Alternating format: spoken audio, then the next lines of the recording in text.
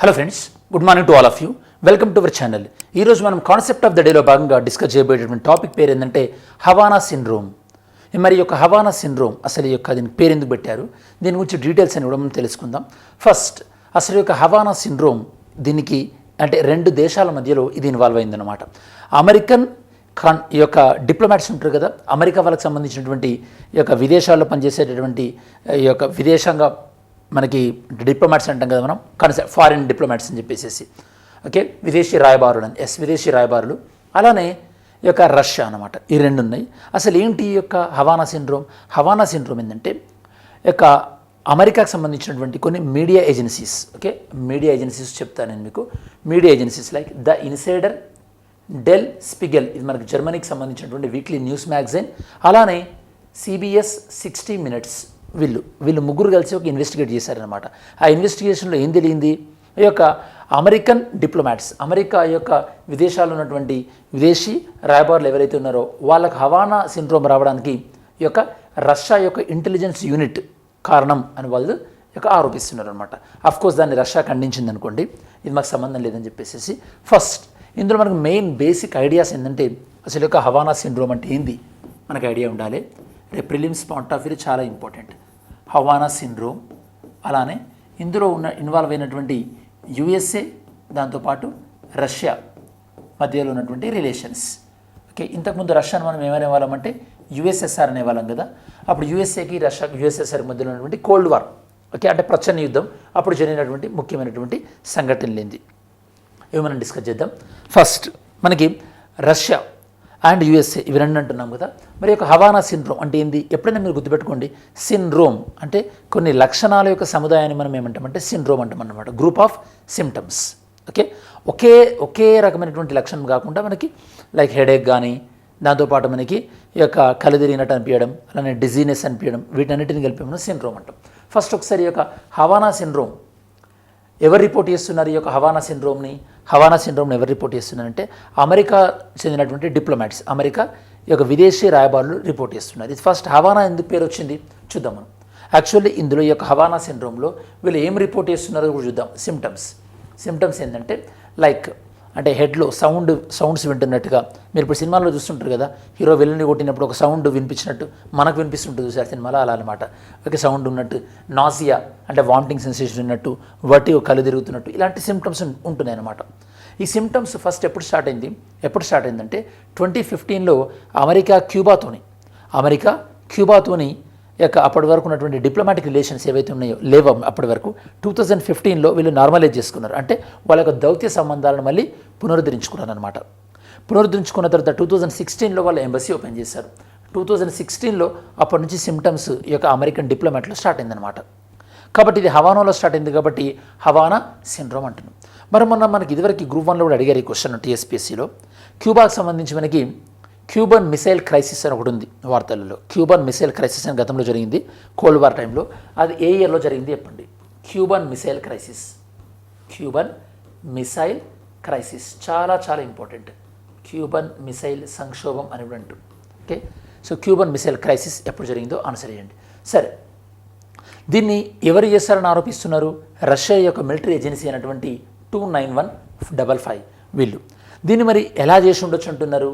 ఎందుకంటే ప్రీవియస్గా వీళ్ళు ఇట్లాంటివి కొన్ని చేశారన్నమాట. ఓకే, అంటే ఎవరినైనా అసాసినేట్ చేయడం, ఎవరైనా చంపివేయడం ఒక ప్లాన్ ప్రకారం ఇలాంటివి చేశారు. ఎలా చేశారంటున్నారు?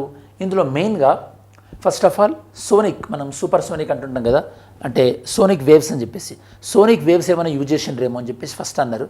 తర్వాత ఏమంటున్నారంటే ఈ యొక్క మీడియా ఏజెన్సీ ప్రకారం తర్వాత తెలిసింది ఏంటంటే ఈ యొక్క హై పవర్డ్ మైక్రోవేవ్స్ యూజ్ చేశారేమో. అంటే ఈ యొక్క ఫారిన్ డిప్లొమాట్స్ ఉంటారు కదా, అంటే వాళ్ళు వేరే కంట్రీలలో తిరుగుతుంటారు కదా, బయట తిరిగినప్పుడు వాళ్ళ దగ్గరికి వెళ్ళి ఎవరైనా సరే ఈ యొక్క హై పవర్డ్ మైక్రోవేవ్ డివైస్ వాళ్ళ దగ్గరికి వెళ్ళి ఆన్ చేయడం, దానివల్ల స్పెషల్గా లేకపోతే ఆ డివైస్ వాళ్ళకి చేరేలా చేయడం, దానివల్ల ఏమవుతుంది వీళ్ళ యొక్క నర్వ్ సిస్టమ్ని ఎఫెక్ట్ అయ్యి ఇలాంటి సిండ్రోమ్ వచ్చిందేమో అని చెప్పేసి కొన్ని రకాలైనటువంటి న్యూస్ చెప్తున్నాయి అనమాట. హై పవర్డ్ మైక్రోవేవ్స్ నార్మల్గా ఎప్పుడైనా సరే హై పవర్డ్ మైక్రోవేవ్ మన బాడీకి ఎక్స్పోజ్ అయిందనుకోండి, అప్పుడు మన నర్వ్ సిస్టమ్ డ్యామేజ్ అవుతుంది. మన నర్వ్ సిస్టమ్ డ్యామేజ్ అయినప్పుడు ఇట్లా మనం హవానా సిండ్రోమ్లో ఉన్నటువంటి లక్షణాలు ఏవైతే ఉన్నాయో అట్లాంటి లక్షణాలు వచ్చేటువంటి అవకాశం ఉంటుంది. నార్మల్గా మనం మొబైల్ నుంచి కూడా మనకి మైక్రోవేవ్స్ రిలీజ్ అవుతుంటాయి, కాకపోతే అవి లో క్వాంటిటీలో ఉంటాయి, దాంతోపాటు అవి డైరెక్ట్గా ఒక మన బాడీలో ఎఫెక్ట్ చేసే ఒకవైపు అంటే ఒక పర్టికులర్ ఆర్గాన్ని ఎఫెక్ట్ చేసేవి కాదు, చేసే విధంగా ఉండదు కాబట్టి మన నర్వ్ సిస్టమ్ అనేది పెద్ద ఎఫెక్ట్ కాదు. అదర్వైజ్ ఈ యొక్క మైక్రోవేవ్స్ వల్ల నర్వ్ సిస్టమ్ అనేది ఎఫెక్ట్ అయ్యేటటువంటి అవకాశం ఉంటుంది. ఓకే, అందుకోసమే కొంతమంది అంటుంటారు కదా, మొబైల్ ఎప్పుడు చెవి దగ్గర పెట్టుకొని మాట్లాడకండి అని. అప్పుడు మనం ఏం చేయాలి, బ్లూటూత్ పెట్టుకొని మాట్లాడాలి. పాయింట్ సాల్వ్ అయిపోయింది కదా ఇష్యూ. సో పాయింట్ ఏంటంటే మైక్రోవేవ్. సరే స్టూడెంట్స్, మరొకసారి అంటే రష్యా మీద ఇలాంటి ఆరోపణలు చేస్తుంది కదా అమెరికా వాళ్ళు. మరి యుఎస్ఏ అండ్ రష్యా మధ్య ఉన్నటువంటి సంబంధాలు అంటే యుఎస్ఎస్ఆర్ మధ్యలో కోల్డ్ వార్ ప్రచన్న యుద్ధంలో జరిగినటువంటి కొన్ని ఇంపార్టెంట్ ఈవెంట్స్ ఏందో చెప్తాను. ముఖ్యమైనటువంటి ఈవెంట్స్ కోల్డ్ వార్ టైంలో జరిగినటువంటి అంటే ప్రచన్న యుద్ధంలో జరిగినటువంటి ముఖ్యమైనటువంటి ఈవెంట్స్. First number 1 1945. ఎప్పుడైనా గుర్తుపెట్టుకోండి, కోల్డ్ వార్ అనేది వరల్డ్ వార్ II తర్వాత ఎవరు ఆధిపత్యం, ఎవరు డామినెన్స్ ఉండాలని అని రష్యా అనే యుఎస్ఎస్ఆర్ దాంతోపాటు అమెరికా మధ్య జరిగిందే కోల్డ్ వార్. 1945లో వరల్డ్ వార్ II ఎండ్ అయిపోయిన తర్వాత జర్మనీని రెండుగా డివైడ్ చేశారు. జర్మనీ 2 పార్ట్స్గా డివైడ్ చేశారు. ఈ యొక్క వెస్టర్న్ జర్మనీ ఏమో అమెరికా అండ్ యూరోపియన్ కంట్రీలో ఉండే, ఈస్టర్న్ జర్మనీ ఏమో ఈ యొక్క యుఎస్ఎస్ఆర్ కంట్రీలో ఉండే. దాన్ని మనం 1948 బెర్లిన్ బ్లాకెడ్ అంటున్నాం అన్నమాట. 1953లో స్టాలిన్ చనిపోయిన తర్వాత Nikita Khrushchev took the control. Stalin మనకి వరల్డ్ వార్ IIలో ఉన్నప్పటి రష్యా లీడర్. 1956లో సూయజ్ కెనాల్ క్రైసిస్.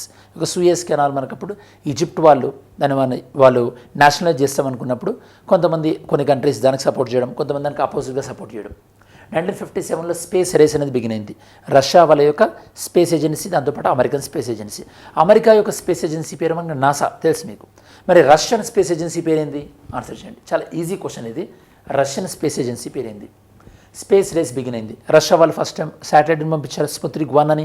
అలానే ఫస్ట్ టైం హ్యూమన్ని స్పేస్లో కూడా పంపించారు, యూరీ గగారిన్ని. 1961 మనకి ఒక బే ఆఫ్ పిగ్స్ ఇన్వాజన్, బెర్లిన్ వాల్ యొక్క గోసప్ అంటే మనకి ఫర్దర్గా ఈ యొక్క రష్యా అండ్ అమెరికా వాళ్ళు ఇన్వాజన్ చేశారు, అంటే ఒక ఆక్రమించుకోవడం.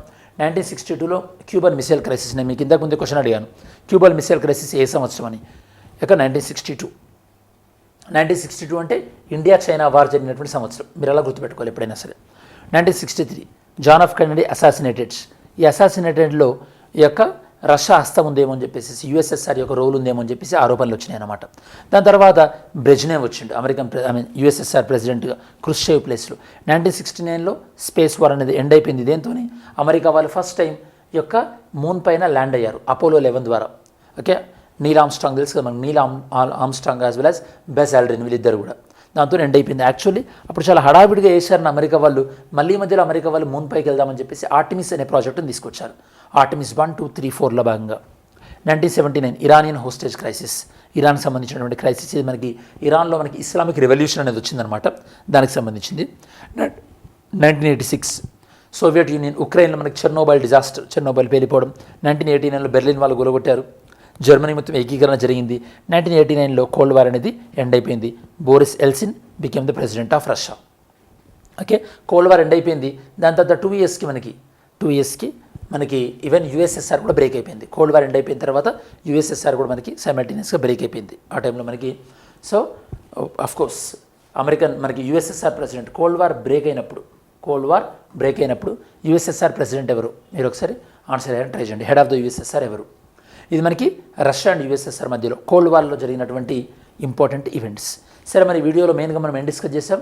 హవానా సిండ్రోమ్ దేనివల్ల వచ్చేటువంటి అవకాశం ఉంది, ఇది ఎవరు చేస్తున్నారన్న ఆరోపణలు ఉంది, దీనివల్ల ఎవరు ఎఫెక్ట్ అవుతున్నారు అని చెప్తున్నారు, దీన్ని లీక్ చేసినటువంటి మీడియా ఏజెన్సీస్ ఏంటి, ఇందులో ఉండేటటువంటి సిమ్టమ్స్, అలానే రష్యా అండ్ యుఎస్ మధ్యలో ఉన్నటువంటి కోల్డ్ వార్ టైంలో జరిగినటువంటి ముఖ్యమైనటువంటి అంశాలు కూడా డిస్కస్ చేయడం జరిగింది.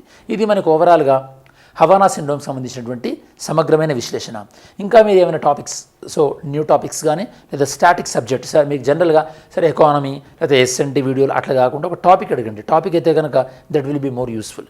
సో దాని ఒక టాపిక్ సజెస్ట్ చేయండి, డెఫినెట్గా చాలామందికి ఉపయోగపడుతుంది అనుకుంటే అట్లాంటి టాపిక్స్ పైన వీడియో తప్పకుండా చేస్తాను. Thanks for watching this video. Have a great day. జై హింద్.